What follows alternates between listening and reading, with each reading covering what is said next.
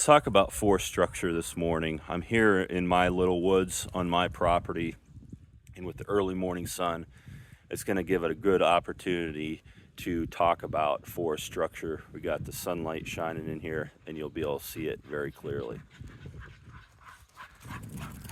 Here's my dogs having a good time. Here's my little woods here. Mostly red maple and yellow poplar. Got some red oak in here. There's 4 layers of forest structure in general.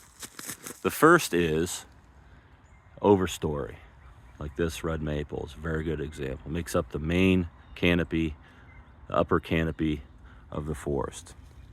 The second layer is mid-story, like this red maple right here. The mid-story on the main canopy. So overstory, mid-story, and then understory is usually made up of saplings like this elm right here. Overstory, mid-story, understory, forest floor is usually then made up of seedlings like these ash trees here. Got a lot of ash regeneration in here and hope to have some oak in the future. And it's important to understand this because this plays a significant role in understanding and how to manage a forest landscape.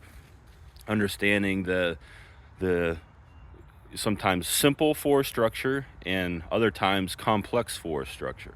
And really, you should, as a woodland owner, a forest owner, a private landowner really that owns woodlands, you should want a complex forest structure where you have representation of all those levels of structure: the overstory, mid-story, understory, and forest floor. And then you have large trees, large sawtimber trees as we call them in forestry, pole-sized trees like the mid-story trees, and then the seedling sapling size. You want a representation of all those in your forest for the purposes of diversity of tree species in the forest landscape, but also complexity of forest structure, because there are a wide variety of tree species that will grow in those kinds of forests that have a complex forest structure, but also will attract a lot of diverse wildlife species.